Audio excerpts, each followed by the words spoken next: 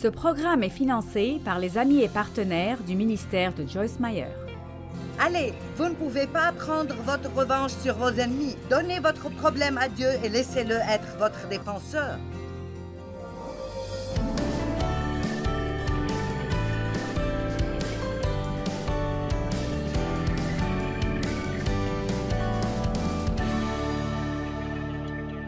Combien d'entre vous réalisent que parfois nous avons des problèmes dans notre vie, des choses qui nous blessent et ça n'a aucun sens de continuer à faire la même chose encore et encore, mais toutefois nous ne voulons pas nous débarrasser de nos problèmes.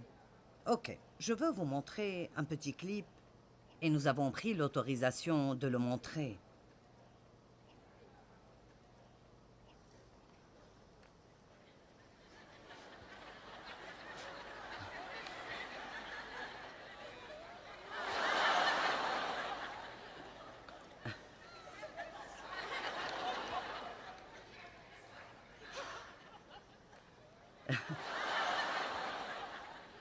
Et cela continue encore et encore. Il continue d'essayer de le convaincre de se débarrasser de sa boîte afin qu'il puisse voir ce qu'il fait, et il refuse de donner son problème. Et je pense que beaucoup d'entre nous pensent comme ça. C'est comme si nous nous cognions la tête contre le mur et nous continuons à faire quelque chose qui ne marchera pas, car ce n'est pas le plan de Dieu ou la façon dont il fait les choses. Et pourtant, c'est parfois vraiment étonnant que, juste parce que nous pensons que faire ce que nous aurons à faire pour être libres est difficile, nous nous accrochons à quelque chose qui est en fait plus difficile. Et c'est juste un mensonge du diable. C'est comme, c'est trop difficile, ce n'est pas juste, tu ne sais pas ce que les gens m'ont fait. Mais je peux vous dire que la colère ne marche jamais. Elle entrave vos prières, vous rend misérable, vous rend malade et peut même causer une maladie mentale. Il y a tout genre de problèmes que la colère cause. Et donc, nous commençons dans Genèse avec Caïn se mettant en colère contre Abel, tellement en colère qu'il l'a tué. Et tout au long de la Bible, nous voyons des situations où des gens ont été en colère. Et tout au long de la Bible, nous voyons les mauvais résultats. Et nous voyons que Dieu disait, « Revenez à moi, je suis votre défenseur, celui qui amène la justice dans votre vie. » Et nous avons un choix à faire aujourd'hui. La colère est nocive pour nous. La colère qui n'est pas contrôlée. Parce que, vous voyez, je veux vous rappeler que si quelqu'un vous traite injustement, disons que quelqu'un sort devant vous dans le trafic, le sentiment de la colère n'est pas un péché, il est naturel et normal. Le sentiment de la colère n'est pas un péché, mais ce que nous choisissons de faire avec, ou combien de temps nous choisissons de le garder, c'est là qu'est le péché. C'était vraiment bon pour moi d'apprendre ça parce que je me sentais coupable chaque fois que je me sentais en colère. Je voulais faire ce qui était juste et beaucoup de chrétiens se sentent coupables chaque fois qu'ils se sentent en colère. Mais c'est vraiment une émotion que Dieu a mise en nous quand nous sommes traités injustement. Cependant, la deuxième chose que Dieu nous demande de faire, non seulement savoir quand nous sommes traités injustement, mais ne pas essayer de nous défendre. Ne pas essayer de prendre notre revanche, ne pas détester les gens, ne pas nous mettre en colère et nous énerver, mais de lui remettre ça immédiatement.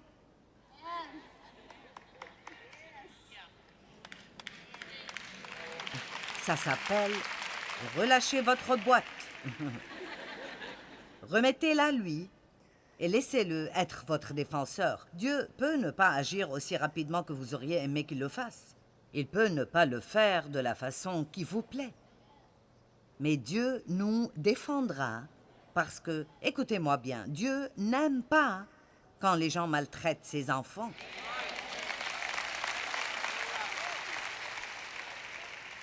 Vous pensez que votre patron se sert de vous et que vous n'êtes pas payé à votre juste valeur et que vous êtes négligé et vous pouvez le haïr tant que vous voulez, cela ne va pas changer quoi que ce soit et ça ne va pas augmenter votre joie. Vous pouvez aller ragoter à son propos, ça ne va pas vous aider dans votre vie, ça ne va pas ajouter de la joie à votre vie, mais vous pouvez prier. Vous pouvez remettre ça à Dieu. Et s'il refuse de faire ce que Dieu lui demande de faire, Dieu vous fera sortir de là et vous donnera un meilleur emploi quelque part où vous serez respecté. Il n'y a rien de trop difficile pour Dieu. Absolument rien de trop difficile pour Dieu. Mon fils a eu un bon exemple l'autre jour. Il a 3 petits garçons. Ils ont 7 ans, 5 ans et 1 an et demi. Et cela va sans dire, ils sont bien occupés. Et il est le directeur de tout notre ministère national, donc il est bien occupé. Mais il a dit, Dieu m'a montré un bon exemple l'autre jour. Il a dit, mes garçons croient tout ce que je leur dis. Et il a dit, ils pensent absolument que je peux tout faire. Il a dit, si je leur dis que je vais remplir cette piscine-là avec de l'essence, la mettre en feu et sauter dedans, ils diraient OK. Ils le croiraient. Et il a dit, c'est comme ça que Dieu veut que nous soyons avec lui. Pour que quoi que soit impossible et incroyable ce qu'il nous dit, ça ne pose pas de problème pour nous. Ainsi, si Dieu dit, je vous rétribuerai vos peines passées, je ne veux pas que vous soyez en colère, ni que vous soyez amer, ni que vous laissiez ce que les gens vous ont fait détruire votre vie. Parce que laissez-moi vous dire, il y aura toujours quelqu'un qui vous fera quelque chose. Vous n'avez pas besoin de regarder loin pour trouver une excuse pour être en colère. N'est-ce pas? Vous pouvez vous mettre en colère à cause de ce que quelqu'un vous a fait ou à cause de ce qu'ils se font à eux-mêmes, ou bien même à cause de toutes les injustices dans le monde. Mais j'ai trouvé que si je n'aime pas toutes les choses qui se passent dans ma vie, la meilleure façon d'y répondre est de faire quelque chose de bien. Si vous voulez rendre le diable furieux alors qu'il vous jette son meilleur sort, soyez une bénédiction pour quelqu'un et voyez le résultat. Je partage probablement cette écriture dans chaque séminaire que je fais. Et cette écriture est dans Romains 12, 21, qui dit que nous surmontons le mal avec le bien. Si vous n'avez pas encore appris ça, vous devez l'apprendre. Vous ne pouvez pas combattre le mal avec le mal, mais vous pouvez le combattre avec le bien et gagner à chaque fois. À chaque fois. Ecclésiaste 7, 9 dit que c'est sur le sein des gens stupides que repose la contrariété. Ça veut dire que les gens qui ont eu des choses qui leur sont arrivées et qui les laissent en eux, et ils restent en colère et amers. Savez-vous que certaines personnes présentes ici aujourd'hui, ou qui regardent à la télévision ou écoutent un enregistrement, vous avez laissé quelque chose que quelqu'un vous a fait il y a longtemps, peut-être même il y a des années et des années. Vous volez la meilleure vie que Dieu a pour vous. Et aujourd'hui est le temps pour vous de laisser ce problème, et laisser votre boîte et décider que vous allez laisser Dieu être votre défenseur dans la vie.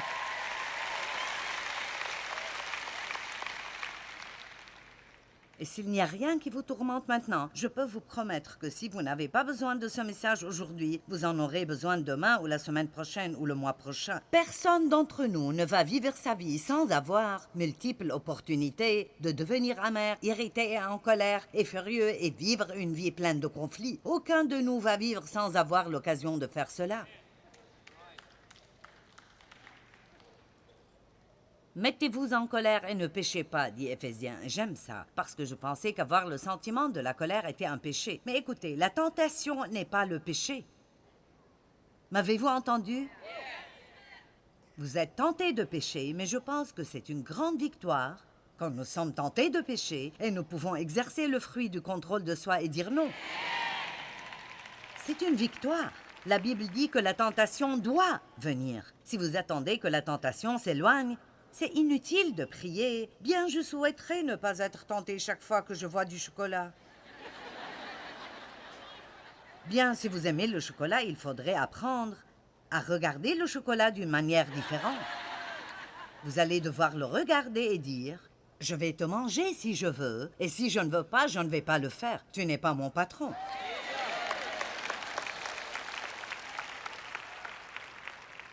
Nous avons mangé dans un restaurant local hier, et à la fin du repas, le garçon a dit « Nous venons de sortir des gâteaux du four. » Et il a dit « Attendez 5 minutes, et nous allons vous en apporter quelques-uns comme cadeau. » Et il a dit « Je vous garantis, vous ne serez pas capable d'y résister. » Et j'ai dit « Si, je vais le faire. » Et je ne dis pas ça comme si je disais « Regardez comme je suis forte. » Mais j'ai dû apprendre dans ma vie que si je veux me sentir en forme, je dois avoir des limites sur ce que je fais. Ce n'est pas que vous pouvez faire toute chose avec modération, mais vous ne pouvez pas faire tout ce que vous voulez tous les jours.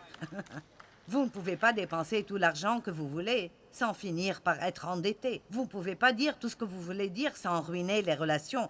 Est-ce que vous êtes là aujourd'hui?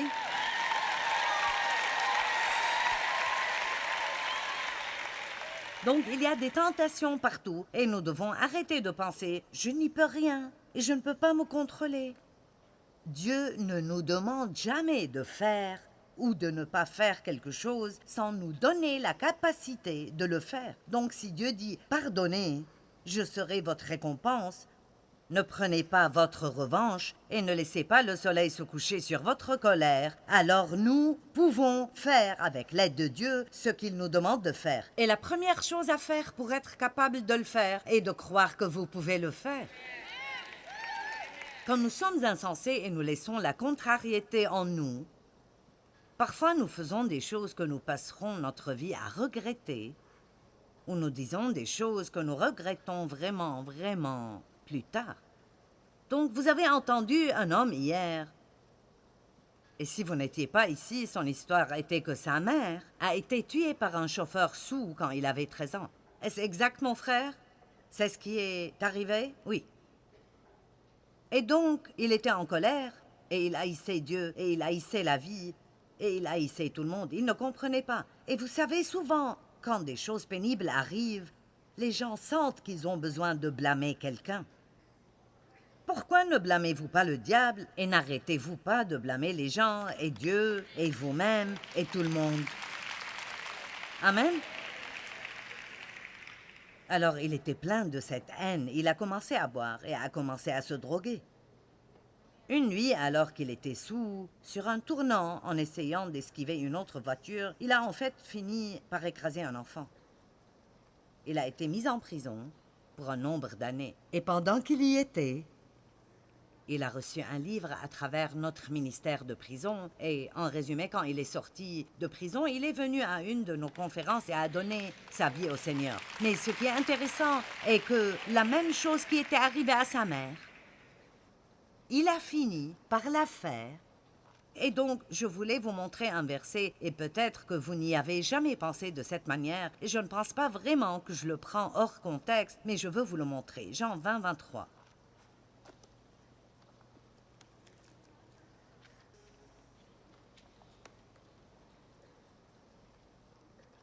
Ayant reçu le Saint-Esprit et étant dirigé et guidé par lui, il parle aux apôtres, Jésus avait été ressuscité, il souffla sur eux et leur dit « Recevez le Saint-Esprit.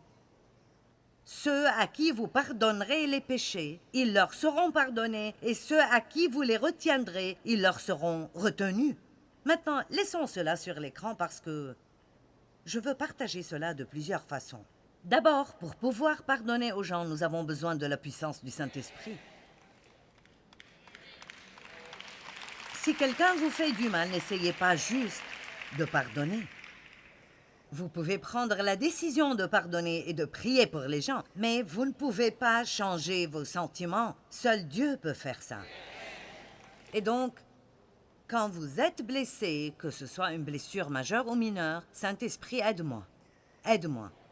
Aide-moi à surmonter cela et à pardonner. N'attendez pas. Plus vous attendez, plus cela va s'ancrer profondément en vous. Plus vous y pensez, plus ce sera difficile de vous en débarrasser. Dès que vous êtes offensé, au moment où vous vous mettez en colère, commencez à prier. Dieu, je ne vais pas vivre avec l'offense ni avec la colère. Aide-moi à m'en débarrasser. Qui voudrait faire ça? Tout de suite. Tout de suite. J'aime ce que 1 Pierre 5 dit, résistez le diable dès le départ. J'aime ça. Ne jouez pas avec le diable. C'est comme j'ai dit hier, ne jouez pas avec le feu en faisant appel à des voyants ou en laissant quelqu'un lire les lignes de vos mains et ne barbotez pas dans ce genre de choses. Nous n'avons pas besoin de rester autour de ces choses qui nous blessent. Faites ce que la parole dit, résistez le diable dès le départ. Je ne vais pas vivre en colère, je ne vais pas rester amer. Saint-Esprit, aide-moi.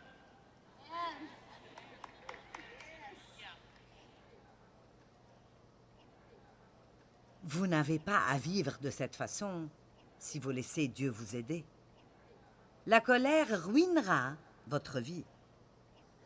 Donc, nous avons besoin de l'Esprit Saint. Et je pense qu'il dit dans ce contexte, recevez le Saint-Esprit, maintenant vous pouvez pardonner aux autres. Mais il y a quelque chose ici qui, je crois, a un contexte différent. Si vous pardonnez les péchés de quelqu'un, ils sont pardonnés. Si vous retenez leurs péchés, si vous les retenez, ils sont retenus. Et je pense que si nous les gardons en nous et ils sont retenus, alors nous pouvons en fait nous retourner et faire la même chose qui nous a été faite.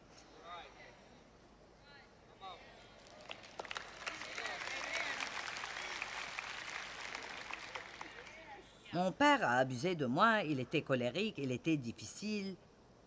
Je détestais la façon dont il agissait. Et à part l'abus, j'ai fini par être aussi dur qu'il l'était, parce que j'avais retenu en moi les effets de ce qu'il m'avait fait. Combien d'enfants ont des parents violents et puis ils deviennent violents? Ou un garçon voit son père battre sa mère et finit par battre sa femme? Vous devez pardonner aux gens, sinon vous allez le retenir en vous. Et si c'est retenu en vous en tant que graine, l'ennemi l'arrosera jusqu'à ce qu'elle devienne un champ bien riche en vous, et vous finirez par faire les mêmes choses ou des choses similaires à celles qui vous ont été faites. Écoutez, quand Dieu nous dit de pardonner et de ne pas vivre en colère, il ne le fait pas pour lui-même, il le fait pour nous. Et si vous voulez avoir la meilleure vie que Dieu pourrait vous donner, non seulement vous avez besoin de pardonner tout le passé, mais tout ce qui va se produire dans l'avenir. Décidez aujourd'hui, je ne vais pas vivre en colère. Je ne vais pas être plein d'amertume. Jacques 1, 19 et 20.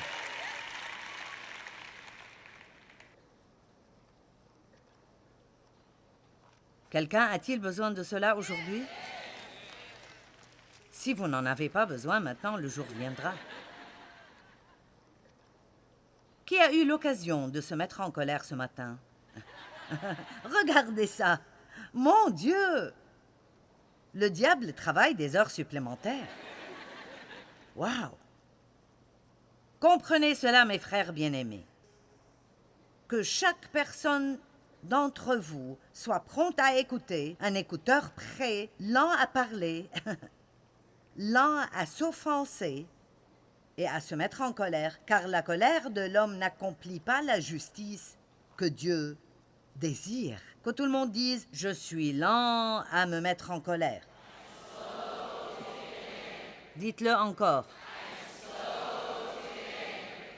Commençons en confessant ceci. Il est presque impossible de me pousser à la colère.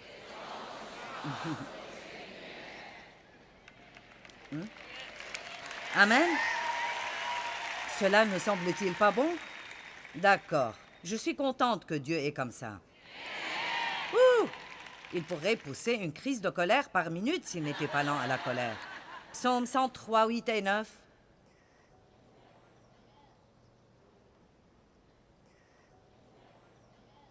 L'Éternel est rempli de compassion. Il est lent à la colère.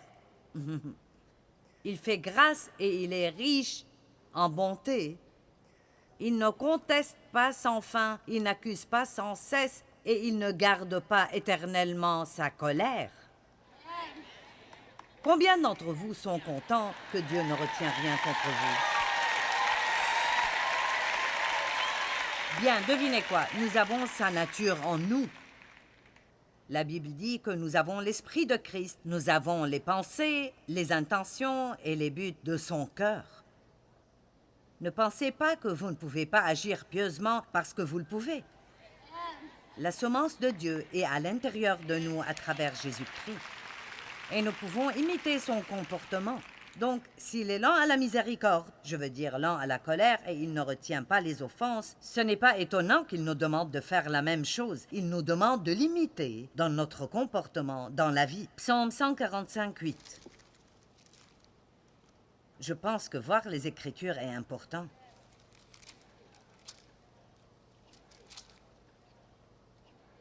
L'Éternel fait grâce, il est rempli de compassion, il est lent à la colère, et plein de miséricorde, et grand par sa bonté. Maintenant, regardons Éphésiens 4, 26 et 27.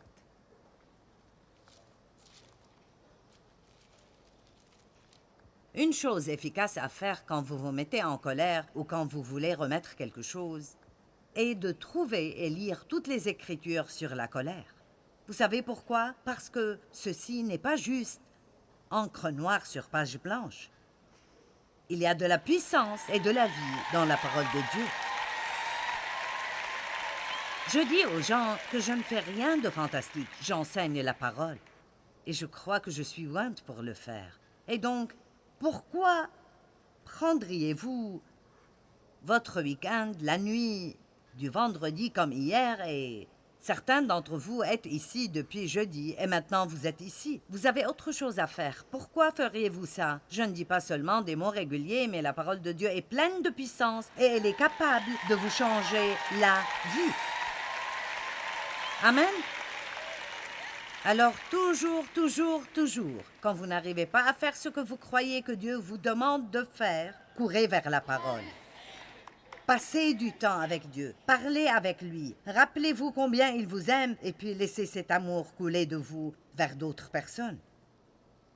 Verset 26, quand vous êtes en colère, ne péchez pas. Ne laissez pas votre colère, votre fureur et votre indignation durer jusqu'au coucher du soleil. Et j'ai dit quelque chose hier que j'aimerais répéter aujourd'hui.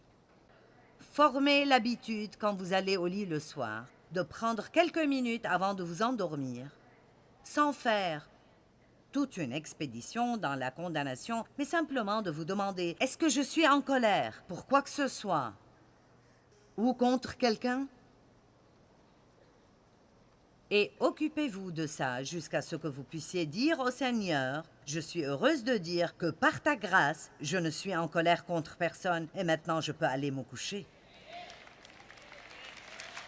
Si vous vous couchez en colère, vous vous réveillerez en colère. Il y a des gens ici aujourd'hui qui se sont couchés en colère hier et vous pensez, oh, est-ce que tu devais parler de ça? Mais voici une des choses importantes. Ne laissez pas d'emprise au diable. Ne lui donnez aucune opportunité. Donc, de nouveau, Dieu dit que quand vous faites ça, vous ouvrez une porte au diable. Ne lui donnez pas ce genre d'opportunité. Verset 30, n'attristez pas le Saint-Esprit. N'offensez pas le Saint-Esprit par lequel vous avez été scellés et marqués d'une empreinte pour le jour de votre rédemption et votre libération du mal et des conséquences du péché à travers Christ. Ça m'attriste de penser que je pourrais attrister le Saint-Esprit. Eh bien, notre relation avec Dieu est tellement précieuse et le Saint-Esprit vient vivre en nous pour nous amener la présence de Dieu.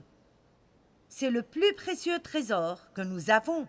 Juste être la demeure de Dieu et avoir le Saint-Esprit vivant en nous. Et la Bible dit, n'attristez pas le Saint-Esprit. Eh bien, ne spiritualisons pas trop la chose. Regardons à ce qui attriste le Saint-Esprit. Le verset suivant, et nous ne pouvons pas le séparer du verset 30, dit que toute amertume, toute animosité, toute colère, toute fureur, toute clameur, tout éclat de voix, toute calomnie, toute forme de méchanceté et toute malfaisance, il ne garde aucun des mots de la colère. C'est comme, quoi que ce soit le titre que vous mettez dessus, qu'il soit enlevé du milieu de vous. N'attristez pas le Saint-Esprit en laissant ces choses demeurer en vous.